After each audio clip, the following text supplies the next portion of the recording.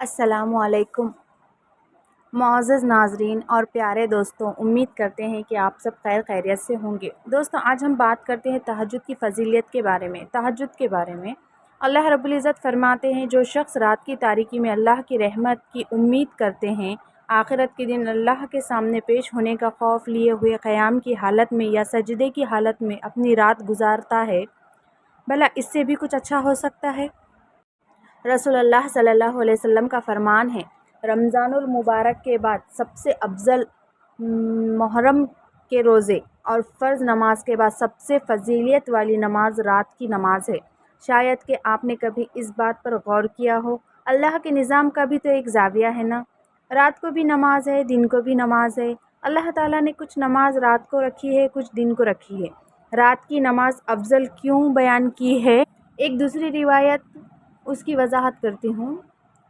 وہ نماز جو تم اکیلے پڑھتے ہو، جس کو کوئی نہیں دیکھتا، اور وہ نماز جو لوگوں کے سامنے تم پڑھتے ہو، جو اکیلے انسان پڑھتا ہے، وہ 25 گنا اس نماز سے زیادہ اجر والی ہوتی ہے جو لوگوں کے سامنے پڑھی جاتی ہے۔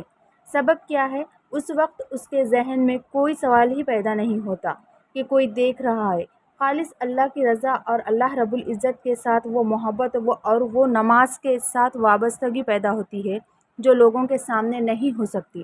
اور ایک اور بھی اللہ تعالیٰ نے اس کا پہلو رکھا ہے جس کو ہمیں سوچنا چاہیے۔ انسان جتنا بھی تقوی اختیار کرے، خشوع اختیار کرے، تو ظہر اور عصر کی نماز میں کتنا رو سکتا ہے؟ وہ نہیں روئے گا، وہ شرما جائے گا کہ لوگ کیا کہنے لگیں گے۔ رات کی نماز جتنی ہے، اللہ تعالیٰ نے اس لیے کچھ نماز رات کو رکھ دی ہے۔ چلو میرے بندے، تم اس بات سے ڈر گئے کہ میرا چہرہ بگڑ جائے گا، لوگ کیا کہیں گے، اندھیرا ہے، اب بگاڑ لو، جتنا بگڑے گا مجھے اتنا ہی پیارا لگے گا کہ یہ اللہ رب العزت کو تو پیارا دل ہی چاہیے۔ جو عشاء سے لے کے صبح کی نماز تک اگر 10 آیات کھڑے ہو کر اللہ کے سامنے پڑھ لے، اللہ رب العزت غافلوں میں سے اس کا نام کاٹ دیتے ہیں۔ سبحان اللہ۔ ہو سکتا ہے کسی کے لیے 10 آیتیں بھی بھاری ہو جائے، تو سورہ فلق اور سورہ ناس، ان 2 سورتوں کی 11 آیت ہے۔ آپ کو قرآن کا کوئی حصہ یاد نہیں ہے، آپ عشاء کے بعد کھڑے ہو کر 2 سورتوں کو پڑھ سکتے ہیں۔ جو 2 سورتیں پڑھ لے اس کی تو 11 آیتیں بن گئی، ایک تو اور زائد آیت ہے۔ اللہ رب العزت اس کی غفلتوں کو دور فرما دیں گے، اور اگر کوئی 100 آیات پڑھ لیتا ہے تو وہ خالدین میں سے ہو جاتا ہے، اور اگر کوئی 1000 آیتیں پڑھ لے اس نے تو بس خزانے ہی لوٹ لیے۔ رسول اللہ صلی اللہ علیہ وسلم نے صحابہ اکرام کے ذریعے اس بات کی خبر دی، بلکہ حکم دیا کہ لوگوں، رات کے قیام کو لازم پکڑ لو، کہ پہلے نیک اور صالح لوگوں کی عادت تھی۔ انبیاء کا طریقہ یہ ہے۔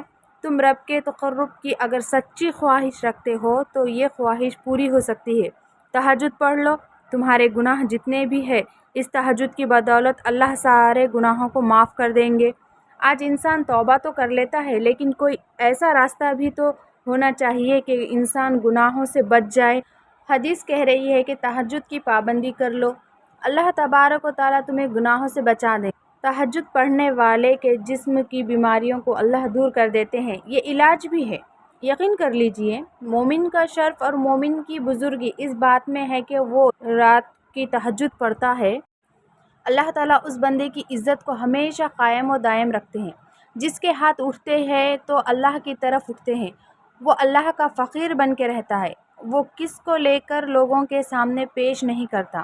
یہی وجہ ہے کہ اللہ کے رسول اللہ صلی اللہ علیہ وسلم صرف صحابہ کو حکم نہیں دیتے تھے۔ سیدہ عائشہ رضی اللہ تعالیٰ عنہ فرماتی ہیں کہ آپ رات کو اتنا قیام کرتے کہ آپ کے پاؤں مبارک سوج جایا کرتے تھے، اور دوسری روایت میں آتا ہے کہ آپ کے پاؤں پھٹ جاتے تھے۔ سیدہ عائشہ رضی اللہ تعالیٰ عنہ سوال کرتی ہیں، یا رسول اللہ صلی اللہ علیہ وسلم، آپ اتنی تہجد کیوں پڑھتے ہیں جبکہ آپ کا تو کوئی گناہ ہی نہیں ہے؟ آپ جیسا تو اللہ تعالیٰ نے کوئی پیدا ہی نہیں کیا۔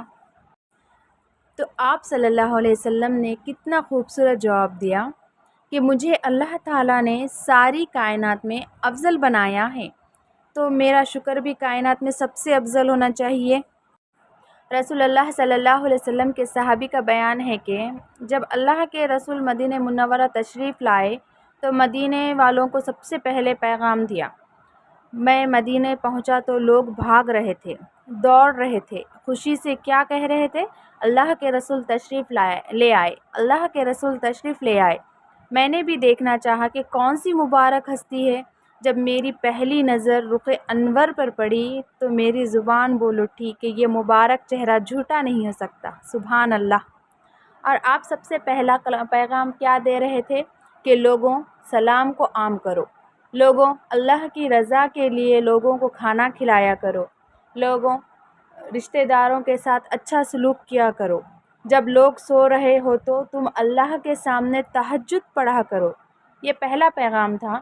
اور آج انسان کتنا پریشان ہوتا ہے کہ میری کوئی بات سن لے، کوئی مان لے، منتیں کرنی پڑتی ہے، لیکن ایک یہ پہلو ہے۔ دوسرا وہ پہلو ہے، صحیح بخاری مسلم کی روایت ہے کہ رات کے جب تہائی حصہ آتا ہے تو اللہ رب العزت دنیا پر نزول فرماتے ہیں جیسا کہ اس کی شان کے لائق ہے، اور پھر کیا فرماتے ہیں؟ کوئی ہے میرے بندوں میں سے جو مجھ سے دعا کرنے والا، میں اس کی دعا کو قبول کروں؟ کوئی ہے جو سوالی، اس کے سوال کو سن کر اس کو آباد کر دوں؟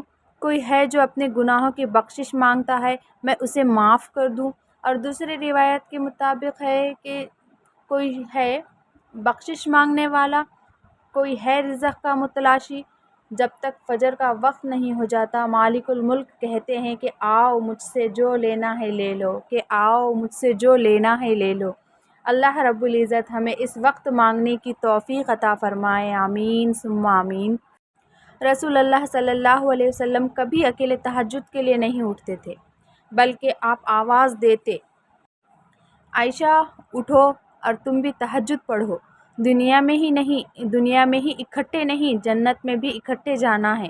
بلکہ فرمایا ان حجرے والیوں کو اٹھاؤ تاکہ یہ بھی نمازیں پڑھیں۔ کتنے خزانے آج رات اللہ نے اتارے ہیں، رحمتوں کے خزانے محروم نہ ہو جائے۔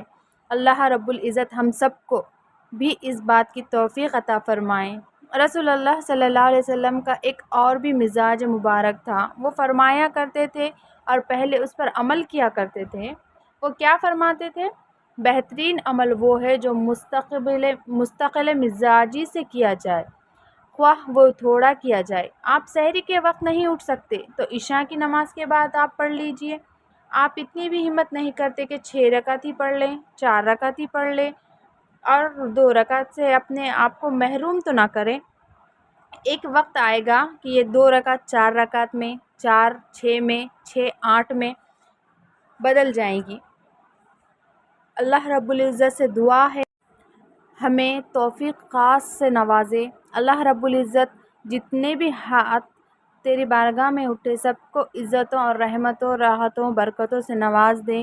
مولا کریم جو روحانی جسمانی بیماریاں ہیں ان کی بیماریوں کو شفا میں بدل دے، جو کسی مصیبت میں ہیں ان کی مصیبت کو خوشی میں بدل دے۔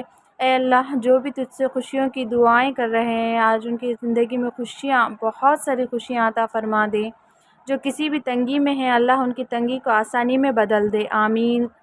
جو بے اولاد ہے انہیں نیک صالح اولاد عطا کر دے، اور اگر کوئی صاحب مال ہے ان کے مال میں خیر و برکت عطا کر دے، فتنوں اور آزمائشوں سے بچا لے، نمازوں کا پابندی بنا دے، سچے تاجر بنا۔ اے اللہ مقروض کے غیبی خزانوں سے مدد فرما۔ اے اللہ ہم سب مسلمانوں کو جنت الفردوس میں جمع فرما، اور اپنے محبوب کی محبت اور تیری رضا نصیب فرما، اور اپنے دیدار کا مستحق بنا، آمین ثم آمین۔ دوستوں امید کرتے ہیں کہ آپ کو یہ ویڈیو پسند آئی ہوگی۔ آپ اپنا بہت بہت خیال رکھیے گا، اور جاتے جاتے کمنٹ باکس میں آمین لکھ کر دعا میں شامل ہو جائیے۔ امید کرتے ہیں کہ اس ویڈیو کو آپ نے پسند کیا ہوگا، تو اسے لائک کر دیجئے، شیئر کر دیجئے، کمنٹ کر دیجئے، اور ہمارے چینل اسید محمد کو سبسکرائب کر لیجئے۔ ملتے ہیں اپنے نیکسٹ ویڈیو میں، تب تک کے لیے اپنا خیال رکھیں۔ اللہ حافظ۔